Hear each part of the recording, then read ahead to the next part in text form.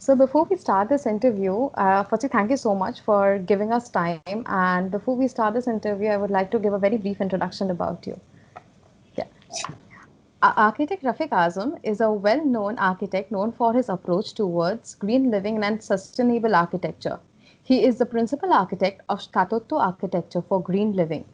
His building speaks about lush greenery and his designs are always amalgamated with our mother nature. He is known for bringing revolution in architecture in his country Bangladesh and has won several international awards and recognition for his work. He is one of the AD 100 most influential names in architecture and the mastermind behind the famous Joy Shobuja Dhaka project, where he and his team revitalized a part of the project, a 1.3-acre playground known as Shahid Abdul Playground in Old Dhaka. He is also a visiting faculty in NUS, Curtin University, Australia, North South University, NED Pakistan, Jadavpur University, and so on. He has also won several awards from World Architecture Community for his astounding projects. He is ARC Asia Gold Medalist in 2017. WAC would like to welcome him for the interview session and want to congratulate him for all his success. Thank you so much, sir. So before that, What a long introduction. Wow. you're welcome, sir. So let's start off with the interview. Uh, so, sir, coming down to the fact, which is a very well-known fact, and I have told you also that you are an idol for most of the architects when it comes to sustainable architecture and design. From being in the list of AD 100 most influential names in architecture to one of the finalists of Aga Khan Awards for architecture. You're also an educationist as you impart your knowledge to the young designers. As we've seen, you're a visiting faculty in most of the international university. You have things. How have the things changed from the inception since the time you started your practice? If you could tell us about it. Thank you, Ruksha. It is an honor to be part of this wonderful interview. I really thank WAC for this.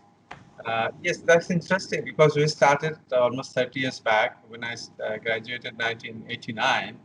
At the time, Bangladesh also was almost like a new country, after a devastated war against Pakistan and 3 million people died, in fact, in the war.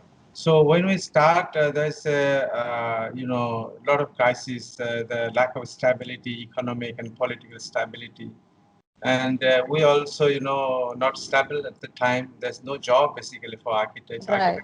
Architecture was almost like out of the list. That's right. Uh, It was new. It was a new concept. New concept.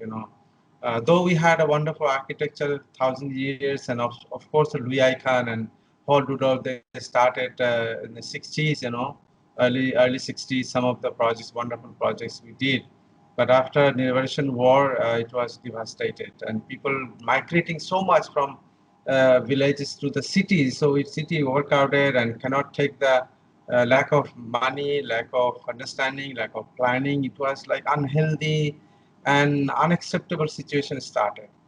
So, but fortunately, we're struggling, but we got some projects like developers came up at the time because private housing Yes. requirement was so high, they took the opportunity, and we also took the advantage of the situation and Hmm. started doing some sort of architectural practice at that. So that made us sustainable at that point, some extent.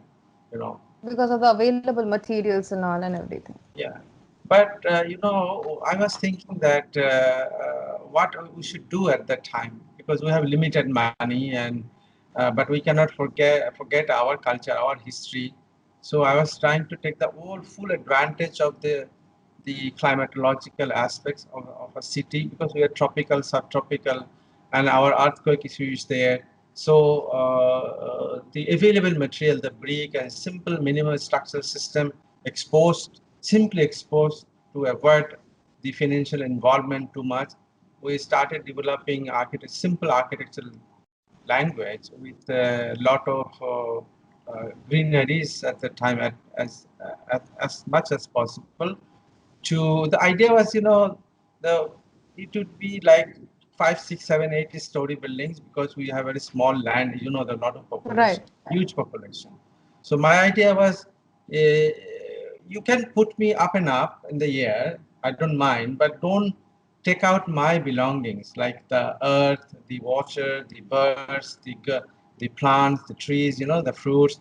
Don't take it away from me. You put me upper floor, you put all my belongings along with me. So I would like to go there.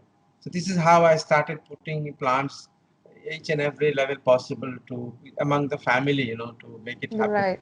They are with their belongings, the whole mother nature. This is how I think it started with a very simple thinking, but very functional and very poetic also probably. Yeah. This is how. But now Bangladesh is not a poor country, so things are Yes. changing rapidly, and Absolutely. we are also changing because we challenge every day ourselves. That's the beauty of practicing architecture. Yeah. Right, sir. Always. And things have changed a lot from that, from what it was back during our independence to what it is now. Right. So for your firm was formed in 1995, started for green living, and which means the urge to do something continuously. It focuses on a motto which says architecture for green living, like we mentioned also. Yeah. Going through most of your works, your firm in Bangladesh aims of recreating the missing connection between its urban and rural culture that we have noticed in most of your projects. How do you amalgamate these two cultures in your design? Well, that's, I think it's an interesting thing because I never wanted to be an architect. I told many a time this thing, and Yes. when my father disapproved that I want to be an artist, it made things a bit difficult for me at that age. So, I used to do a lot of paintings, sketches, paintings, and I born and brought up in old part of Dhaka where I have seen the narrow alleys, a strip light, dagger light strip light coming into it, Yes. and the forceful wind going through the narrow alleys, you can feel it very Hmm. strongly.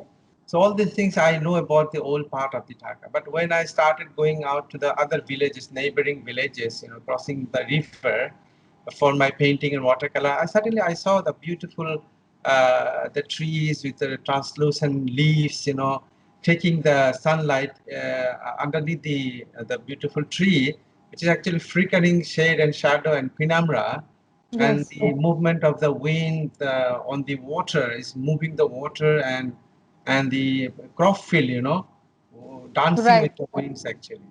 So all these beautiful things is not exactly in the same as the old city. So I came to know both the part of the old density and the beautiful village together. So this is how gradually I came to know about our history of Bangladesh. It's a riverine country, beautiful green country, and having Bengal civilization, 2,000, 3,000 almost years old.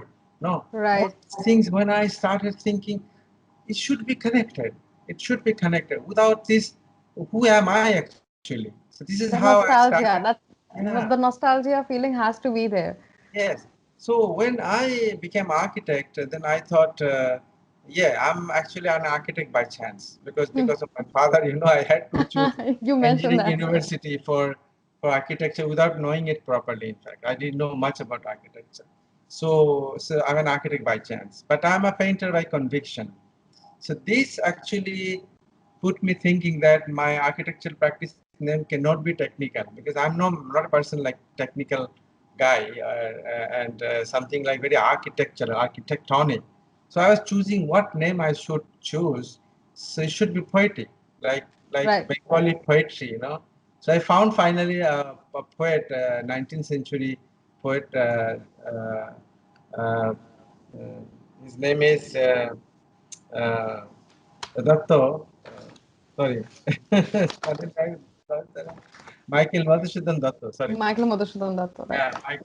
Yeah, Michael Madhusudan Datto. He's very famous in Bengal as well. Like Yeah, we very, we very, both can connect because even I'm a Bengali, you're a Bengali. He's very famous. very famous. So Yes. his poetry used to, because he is out of the country many years, and he was always remembering his own country and his river. He used to play with, he used to swim over there. So the name of the poetry, Shatoto. So Hmm. I took the name, which means continuously you are remembering, you are doing something. So that fits my, I think, architectural understanding in my practice. Yeah. Great. That's so nice to hear. It's truly amazing to hear that because I personally also belong from Bangladesh. My natives are from Bangladesh actually. So when during partition we came to India, whereas a part of our family are still in Bangladesh. So obviously that essence, we have still that we still have that in our culture, and we also still have that in us also, that we always connect to our roots. That's amazing that you try to amalgamate that in your projects. That's really wonderful, sir. Yeah. Yeah. So the next I would like to ask you is that nowadays sustainable architecture is one of the biggest talk in town. So with so many certification bodies coming in picture, every project aspires to be a green building without the prior knowledge or prior conviction to do that. Like we know that green building doesn't mean like just plant trees. There are a lot of other things that it also involve. Like when we talk about sustainability as a whole or green building, people have a misconception that it is only about planting more trees, like I said, and installing energy efficient devices. But that's not exactly how it works. So this is perhaps just the 1% of the total thing, if we see. So what's your take on that? No, I agree. One thing that yeah, definitely green trees, plants are very important part of Right. green architecture movement. But it's not all. There are a lot of things like very there are a lot of things actually, but very broadly, if you talk about, then you have to think very seriously how you're actually saving the energy. You're not using too much of energy, and whatever you're using is very passive, not direct. So you have to know how to use the sunlight, how to use the wind, how to use the material, local material, how you use the utilization, all the sorts of sunlight. You will stop the sunlight, you take the sunlight. It depends on the time and situation, Right. the context, and to minimize, reuse the material. So all sort of things are happening together. Then it becomes sustainable. And the operation cost is very important. After the making things production, it should run smoothly or its own mostly. No, so this is how you have to think of everything. You have to produce at least food even some extent. By putting the plants, not only putting just plants, it should invite birds. How much birds come. Right. So you repair the ecology. You grow the fruits also, that birds can come and you can take the fruit, for the children can get the vitamin, for the healthy, sustainable body also. So this is how everything should support you to make you sustainable, each other, comprehensively, Right. and complementary to each other. So these actually I consider architecture, green architecture, not just very technically. Of course, there are sometimes you need some technical support. This is absolutely based on scientific analysis. It's not natural phenomena. So this is how I consider in a very simple way. If you see 1,000 years of Indian villages like West Bengal villages, Bangladeshi villages, they are very sustainable. They Right. didn't need Absolutely. any sort. Even they don't need even a fan to run in Absolutely. the summertime even, because the Right. whole system, the wind coming from the southeast and going through in the summer. So this Hmm. is how the inclination of the sun in the winter taking inside the house from the window, so opening up the south. So there is a very interesting saying, historic, I mean, very maxim, if you say that Hmm. the south is the best actually, but the north is not like that. Not that Right. don't need north in this sort of country.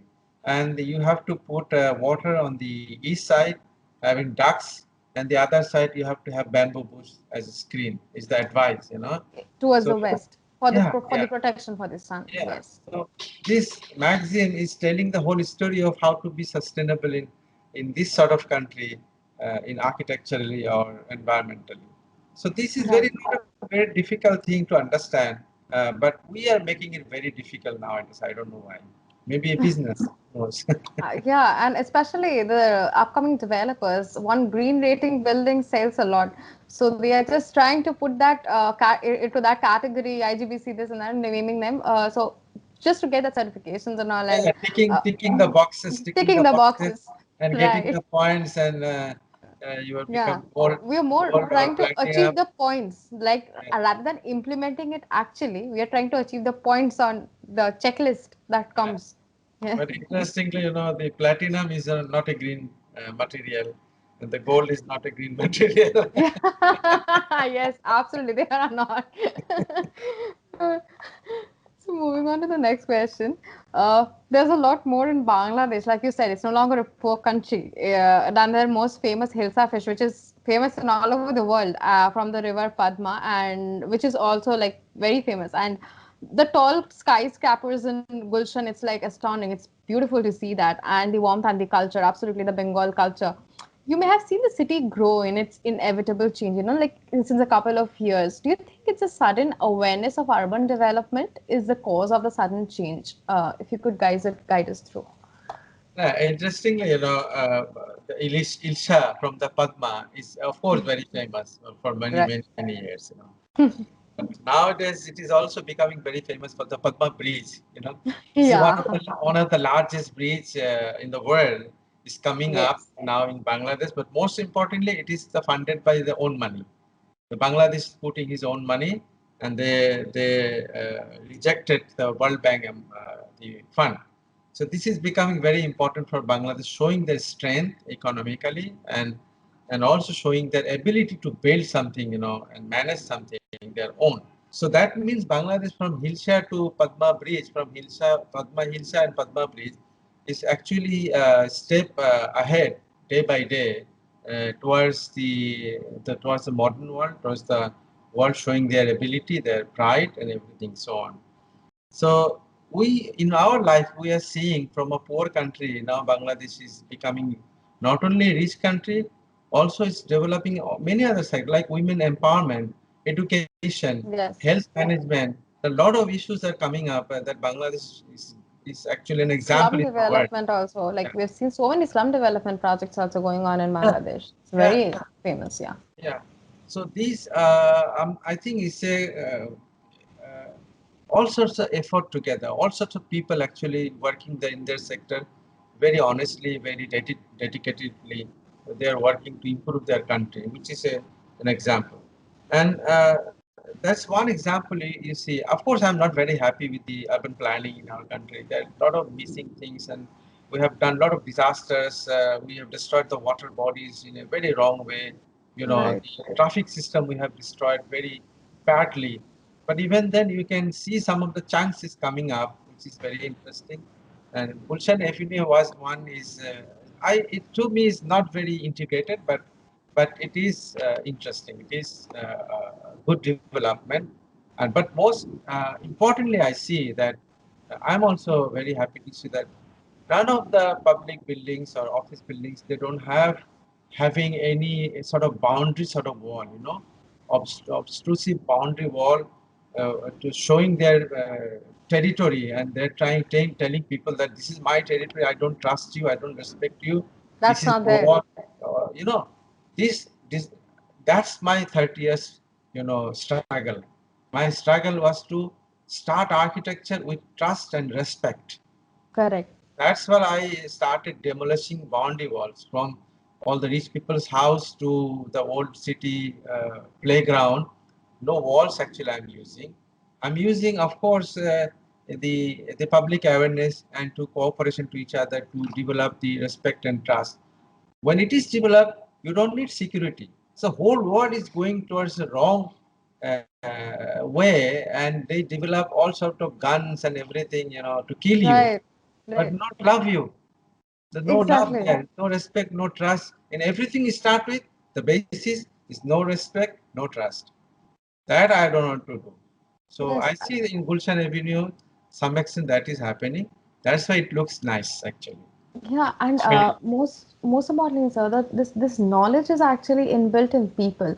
So must be the people are also in Bangladesh are respecting what you do. But that is really wonderful to see the culture there because you have built certain projects. The mosque, especially, we did not see any boundary walls outside. That was amazing. That was like we cannot think about that in our country because we are scared about security. We're scared about like in some other countries as well because high security CCTV cameras are installed. But that level of trust building is very important. yeah, yeah. Yeah. That's disappeared actually, in fact. Yes. And Uh, so moving on to the next question, your firm has won various international accolades. In fact, you're the winner of Architecture Community Award in first cycle in 2008, fifth cycle fifth cycle in 2009, 11th cycle in 2011. Congratulations for that. In Wall Architecture community, you have won so many projects with us, awards with us itself. The most influential project was your Mayor Muhammad Hanif Jaim Mosque in Dhaka with exposed brick and natural light playing in the interior. That is also one. There is also like one of not those regular mosques which we see with domes and all. It was like natural light protruding inside. It was amazing to watch that. Then there's also SA Residence, South Water Garden, Meghna Residence, etc. Like more other remarkable project of yours. If you could tell us more about these projects and your upcoming projects. Oh, thank you, thank you. Uh, I think in 1998 I did one exhibition, solo exhibition in New York. The name was Architecture. That's an additional T. Art and architecture together, architecture. But it was very sad for me that I found that I was trained in US curriculum, and they were looking at me like I'm a copier and I'm copying their things probably in a bad way or not in a good way. So I found actually my education I have learned, so I need to unlearn actually. So I took 5 years graduation and I took more than 5 years to almost I unlearn most of the things to start with a new one. So when I coming back, I was thinking I was frustrated definitely, but I was very hopeful because that was the time I was thinking of looking at my own things, my own culture and my own history, and how can I layer all these things into my learning so it becomes a shared knowledge and become architecture language for our own country. So that's why you see the Meghna Residency is like a jungla, it's like a forest sort of thing, and Yes. it's a pond there. This is I was thinking of swimming pond. I don't need swimming pool. I need a pond actually. This is where I used to swim. In fact. So that transformation, became very important for me. So I was trying to create new layers, which is very Bangladeshi with my learning also the tradition. I mean the contemporary architecture learning. So that created new layer, new understanding, which probably was effective for our country. And the Mayor Hanif Mosque, if you notice very carefully, most of the projects is mostly residential building for the rich people. And Right. I was a bit frustrated one instance that I'm becoming architect of the rich people. But my desire was to become architect for the common people. Right. That was I was looking for. I was looking for the opportunities and found opportunities with that Jal Shobuja Dhaka, project, Right. the Of green course. and Very remarkable. water and green project for the DSCC, South Corporation, City Corporation. And that is the first project I did with them. And then I started doing project for the public, the playgrounds, the parks and crematorium for the Hindi community, Muslim community, the bazaar and tombs and mosques and graveyard, all sorts of things, libraries, gymnasiums and ponds, recovering the ponds, revitalizing the water bodies. This all coming now. I feel yes, I'm working with the community. I'm working with the people, and to ensure these are all owned by them. This is nothing belongs to city corporation. Nothing belongs to rich people or any community, special communities. It belongs to the community, people of the country, city. So this is how I am trying to transform myself from architect of the rich people to the architect of the common people. So this is very interesting journey I am going through nowadays. Yeah. That's amazing. That's amazing. And it was really a beautiful project. So moving on to the same project, like we were discussing, that the SA Resident project in Dhaka, which was stunningly designed by you, the primary materials used were concrete, brick, glass, and wood. Uh, there is a beautiful water body inside as well.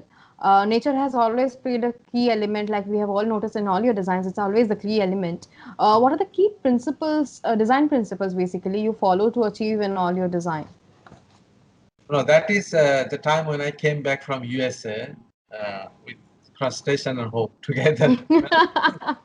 And I was looking very seriously, what is our route actually? Yeah, we have architectural history, Bengal civilization, Buddhist monasteries, and the pre-Sultani mosque, pre-Mughal mosque, Sultani mosque and Mughal mosque and things like that. But what is the core essence of Bengali culture? And I found few people, there are a lot of people actually there. I can name like Lalon Fakir, Lalon Shah, or Rabindranath Tagore, or Jagadish Chandra Bosu, or Michael Madhusudan Datta, and Jibananda Das, the poet, the Yes. great poet. All these people actually carrying our all this essence of Bengaliness, And I The found culture. specifically Lalon's idea of thinking human being as having two parts. One is the envelope, the khachar pakhi, the Right. cage, like a cage, the body, and the whole the thoughts, coming into the body and creating the human being actually. When they are actually independent, also they are interdependent, and they belong each other and they belong to themselves also. So that's why body and mind can be separated, which Europe didn't understand earlier. So I found Right. it's very, very interesting. Even Descartes actually didn't understand No. properly. That's why he says, I think, therefore I am.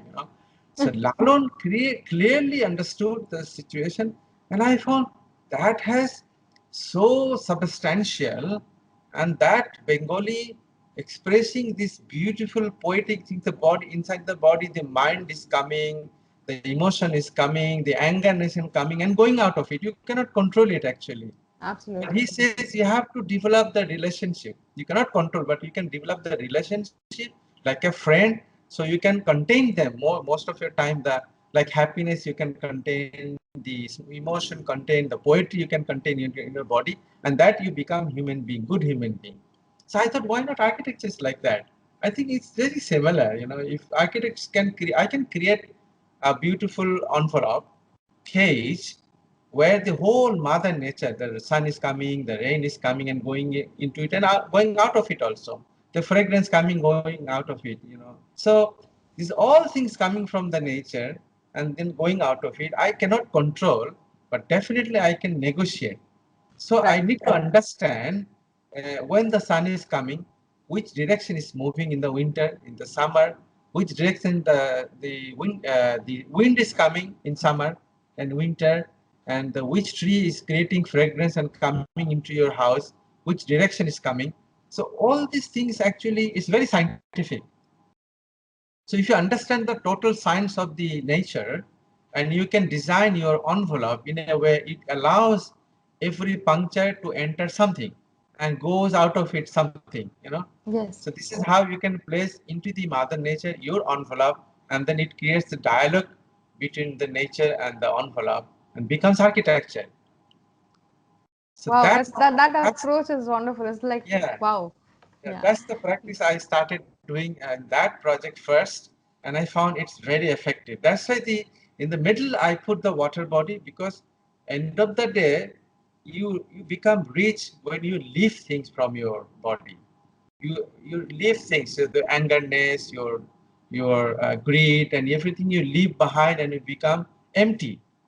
You become nothing. Then you become rich, like Gautam Buddha. They become rich because they leave everything from their life. No, nothing else does. So nothingness is the ultimate achievement. So I put the water body in the middle of the house, which is completely connected with the cosmos, and it's a water. Water is so sacred, and it's almost nothing. So the whole courtyard is actually the silence, the patch of green, the cosmos, the light touching the water, and the sacredness, all actually is actually unfolding nothingness, nothing Right. else. So So this is how actually I created the Bengaliness, the Bengali emotion, the Bengali poetry into architecture in a contemporary way. yeah. Yeah. Wow, like that approach is really new and it's so interesting. Like you think in that direction that most of the architects do not believe. They just design it, just see something on in the internet and they just design it. But this thought process of actually amalgamating the climatology, the nature, the psychology of the people is wonderful, wonderful, sir. Thank Uh, you. so next, the last the last two questions are like, we all know that apart from being an architect, you're an amazing painter that you have already said, and your sketches are a treat to the eyes. As you said that you wanted to be a painter, and it totally reflects from all your painting. If not an architect, what you would be that one thing you want to be, apart from also being a painter? As I said, I never wanted to be an architect, but accidentally or by chance I came to in this field. But after learning watercolor sketches and architecture, and when I found this amalgamation, architecture like watercolor, architecture like painting. This is how the 30 years of journey, I really, really fell in love with architecture so deeply that I cannot even think of myself, I'm not an architect. So if you questioning now that if I want, what I would be if I'm not an architect, I think if I'm not an architect, I would have been an architect. I would like to be an architect. No. So there's no regret of not being a painter anymore. So it's still no. That's Because great. architecture is a great field, it creates the opportunity to become a movie maker or painter or singer, because architecture is all together. Right. It's a mother, Yeah. uh, you know, uh, thing. It's a mother thing. It's absorb everything. It contains everything actually together. Right. So lastly, I would like to ask you that you inspire most of us as an individual. I have also mentioned that you are one of my idol as well, whose work I generally aspire, and I love your work really. So last but not the least, we would like to know, like you to say something for the people who are watching us, especially the aspiring designers who are practicing and would want to practice architectural design as a profession. That's I don't know, but I can say a few things. Is as I feel, this now the world is so connected. The whole world is a small village sort of thing. So connected, so diverse, so difficult, so challenging. Everything is so connected together. It's in front of you, just in front of you, and you have to encounter everything together, which we didn't do earlier. In our early ages, we are very selective. Didn't have so much of things around. So that's a beauty. That's a challenge also. Now this is a beauty of everything together in front of you. You are facing every challenges. Also, this is the beauty of your life together.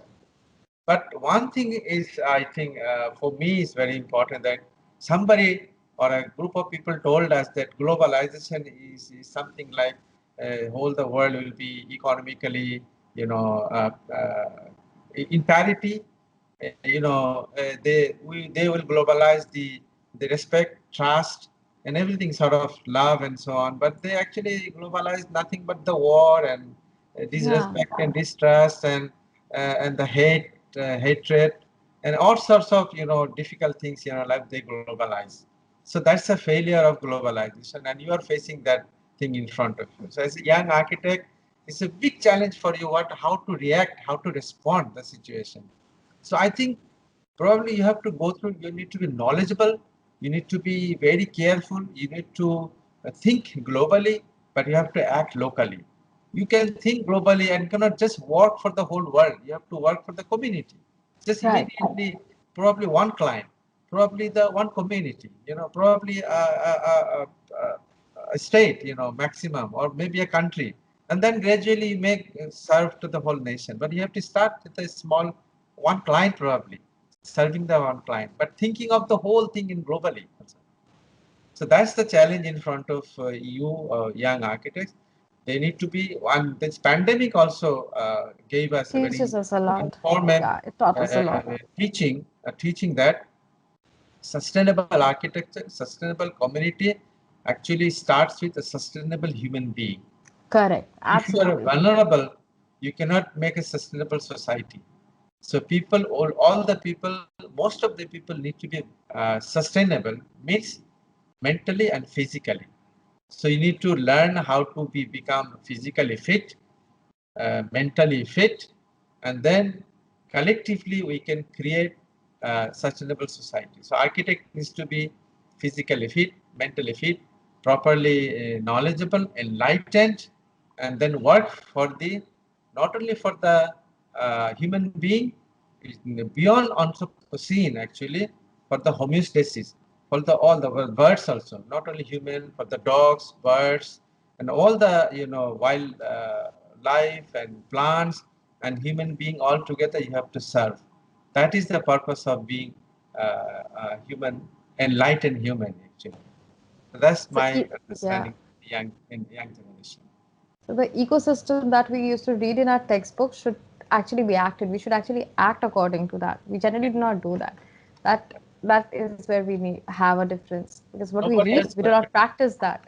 yeah. Nobody else is going to do that for you.